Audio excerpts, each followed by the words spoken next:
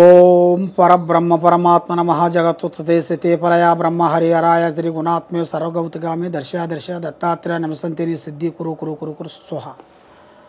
ప్రజలందరికీ నమస్కారం.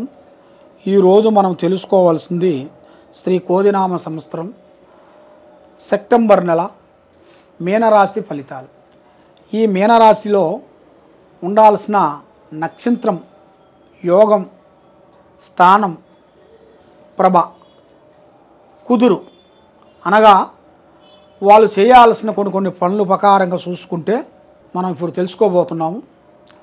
పూర్వభద్ర నక్షత్రం 4 పాదములు, ఉత్తరాషాఢం 1, 2, 3, 4 పాదములు, రేవతి నక్షత్రం 1, 2, 3, 4 పాదములు అనగా మీనరాశి ఫలితాలు.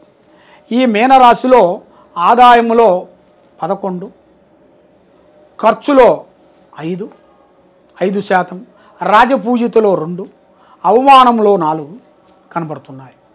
కాబట్టి ఈ రాశిలో ఉండవలసిన వాళ్ళకి ఎక్కువగా తెలివితేటలు, ఆలోచనలు ఎక్కువగా ఉంటాయి. వాళ్ళకి ఆటోమేటిక్గా వాళ్ళ మైండ్లోకి వచ్చేస్తుంటుంది. అంటే ఒక పని చేశారనుకోండి, ఈ పని చేసిన తర్వాత మళ్ళీ నెక్స్ట్ ఏ పని చేయాలి, మనం ఎక్కడ పోవాలి, ఎవరిని పట్టుకోవాలి. ఇప్పుడు ఒక మినిస్టర్ని కలవాలనుకుంటే ఆ మినిస్టర్ దగ్గర పిఓ ఉంటాడు. ఆ పిఓనుగా మనం కలవాల్సింది డైరెక్ట్ మినిస్టర్ని కలవలేం కదా. అందువల్ల ఆ పిఓని కలిసి ఆ పిఓతో మనం అపాయింట్మెంట్ తీసుకొని అక్కడి నుంచి మనం మినిస్టర్ని కలుస్తాం. అదేవిధంగా వీళ్ళకి ఎలా ఉంటుందంటే తెలివితేటలు, వీళ్ళకి చిన్నప్పటి నుంచి అతి తెలివితేటలు ఎక్కువగా ఉంటాయి, ఆలోచనలు ఎక్కువగా ఉంటాయి. కాబట్టి ఈ మీనరాశి వాళ్ళకి మెయిన్గా మనసులో ఒకటి, బయట ఒకటి నటించే విధానం వీళ్ళకి తెలవదు, నటించే ఆలోచనలు వీళ్ళకి రావు. ఏదైనా ఓపెన్గా ఉంటారు, అందరితో కలిసిమెలిసి ఉంటారు, కలిసిమెలిసి పనులు చేస్తుంటారు. అందరూ వచ్చిన తర్వాత తినే భోజనం నుంచి చేసే పని వరకు అన్నీ కలిసిమెలిసి చేయాలని ఇలా మనస్తత్వంలో ఉంటుంది.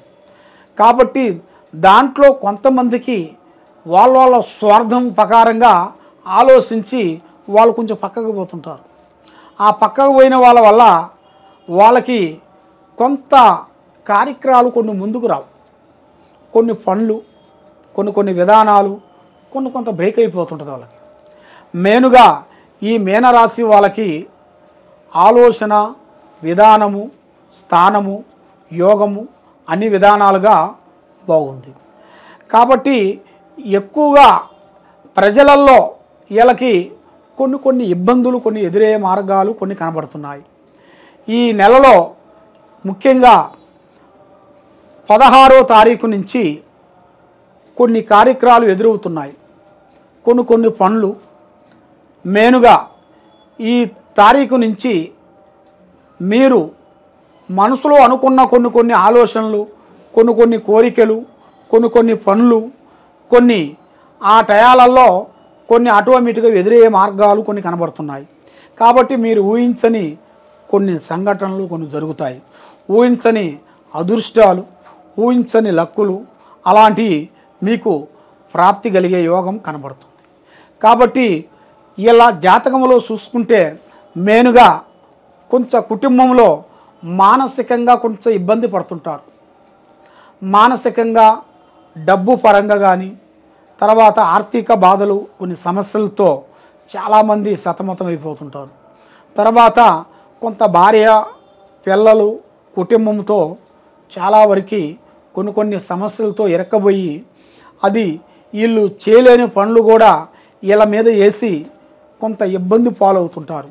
ప్రజలలో కొంచెం పబ్లిక్ అయిపోయి వీళ్ళ గురించి అంత బ్యాడ్గా చెప్పి వీళ్ళ గురించి చెడుగా చెప్తుంటారు. కాబట్టి అప్పుడు ఏమవుతుందంటే వీళ్ళు చేసిన కొన్ని పనులు, కొన్ని కార్యక్రమాలు కొన్ని ముందుకు రావు, బ్రేక్ అయిపోతుంటాయి. అవి ఎందువల్ల అయిపోతుంటాయా అని చాలామందికి చాలా సందేహాలు కనబడుతున్నాయి. కాబట్టి ఈ మీనరాశి వాళ్ళకి మెయిన్గా 3 గ్రహాలు ఘోషిస్తున్నాయి.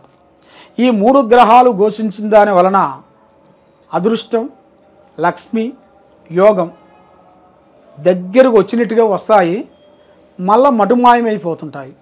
అయిపోయిందిలే మనం బాగుపడ్డామని అనుకుంటారు, మళ్ళీ వెనక తిరిగి చూసే లోపల అవి గోయిందా ఉండవు. అవి ఎందువల్ల స్వామి అవుతుంటాయని చాలామందికి చాలా సందేహాలతో సతమతం అయిపోతుంటారు.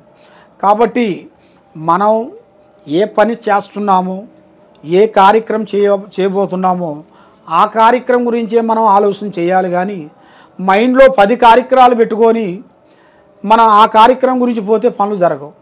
మన మనసులో మనం అనుకున్నది, మనం చేసేది అది ఎవరికైనా సరే ముందే పబ్లిసిటీ చేయకూడదు. ఎక్కువగా స్నేహంలో ముగ్గురు ఉండకూడదు. ముగ్గురు అనగా 3, తర్వాత 5, తర్వాత 7, తర్వాత 9 ఈ జనాలతో బిజినెస్ పరంగా పొత్తు కలవకూడదు. పొత్తు కలిసిన దానివల్ల మీకు చాలా ప్రమాదాలు, చాలా సికాకులు, చాలా సిక్కులు, చాలా ఇబ్బందులు కొన్ని కనబడుతున్నాయి. మెయిన్గా ముఖ్యంగా మీకు ఉండాల్సిన సమస్య ఏమిటంటే, ఈ సమస్యలన్నిటికీ మీకు ఒక కారణం అనేది ఒకటి వస్తుంది. ఎందుకంటే మనం ఏది చేసినా కూడా ఒక కారణం లేని మనం చేయకూడదు. ఆ కారణాన్ని మనం గ్రహించుకోవాలి. ఆ కారణం అంటే ఇప్పుడు తల్లిదండ్రులు ఉన్నారు.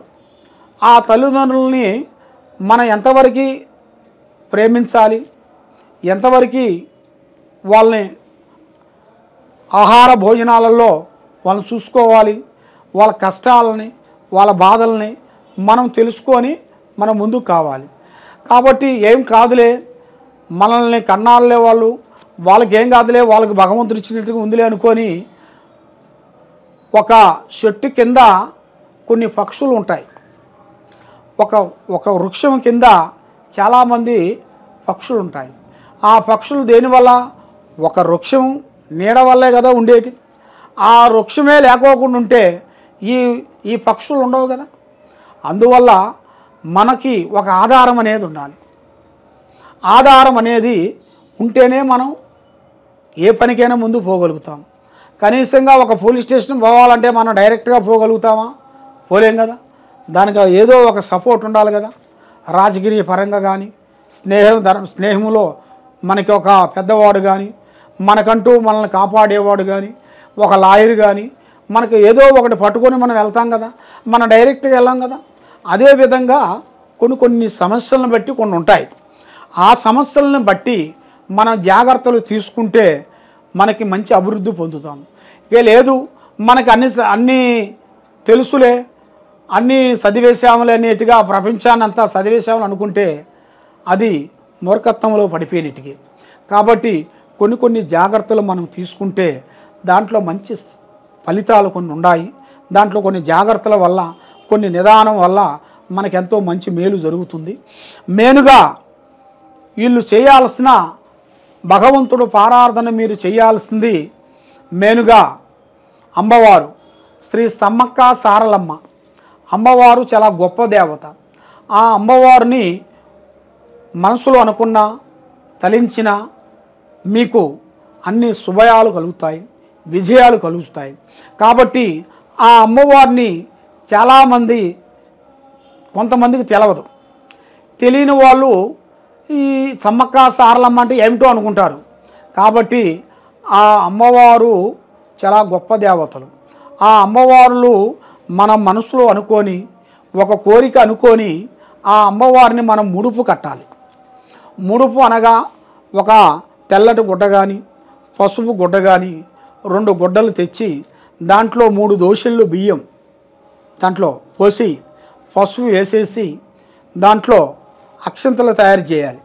అక్షంతలు తయారు చేసేసి ఆ అక్షంతల్లో మీ చేతుకుంట 3 దోశళ్ళు ఒక దాంట్లో, 3 దోశళ్ళు ఇంకొక దాంట్లో పెట్టి దాంట్లో తమలపాకు పెట్టేసి దాంట్లో ₹1 బిళ్ళ పెట్టేసి పసుపు కుంకుమ వేసేసి మూట కట్టాలి.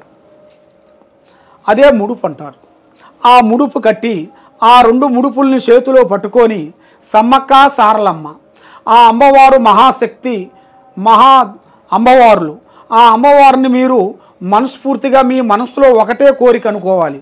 మీ మనసులో ఒకటే కోరిక అనుకొని ఆ 2 మూటలు మీరు కట్టి మీ ఇంట్లో పూజా మందిరం ఉంటుంది కదా, అమ్మవారిది పూజా మందిరం ఉంటుంది కదా మీ ఇంట్లో, ఆ పూజా మందిరంలో మీరు పెట్టుకొని ఆ అమ్మవారిని మనస్ఫూర్తిగా దండం పెట్టుకొని బుధవారం రోజున 2 కొబ్బరికాయలు తెప్పించేసి 2 కొబ్బరికాయలు కొట్టి అమ్మవారికి బంగారం అనగా బెల్లం 2 బెల్లం గడ్డలు తెప్పించేసి అమ్మవారి దగ్గర పెట్టేసి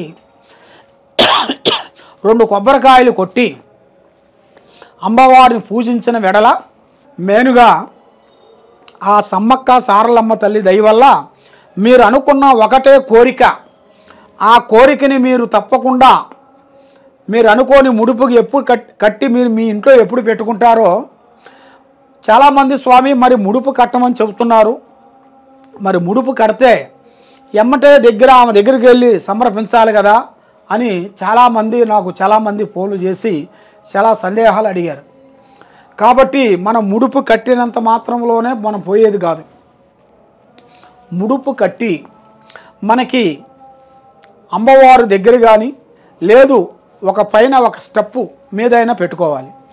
మన మనసులో అనుకున్న ఒకే ఒక కోరిక అది అయిన తర్వాత అప్పుడు ఆ రెండింటిని మనం తీసుకొని అమ్మవారి దగ్గరికి వెళ్ళి ఆ అమ్మవారికి మనం సమర్పించేసి ఆమెకు దండం పెట్టుకొని వస్తే మీలో ఉండాల్సిన కష్టాలు, నష్టాలు, దరిద్రాలు, దోషాలు, కర్మ దోష నివారణ శాంతమైపోతుంది. మీ మనసులో ఉన్న కోరికలు నెరవేరుతాయి, ఆరోగ్యాలు బాగుంటాయి, మనశ్శాంతి ఉంటుంది. కాబట్టి మీరు తప్పకుండా మా కింద ఉండాల్సిన నెంబర్కి మీరు సంప్రదించినట్టుగైతే మీకు ఎలాంటి సందేహాలు కానీ ఎలాంటి డౌట్ కానీ మేము చూసి జాతక చక్రం వేసి చూసి చెప్పగలుగుతాము. ఓం నమః శివాయ.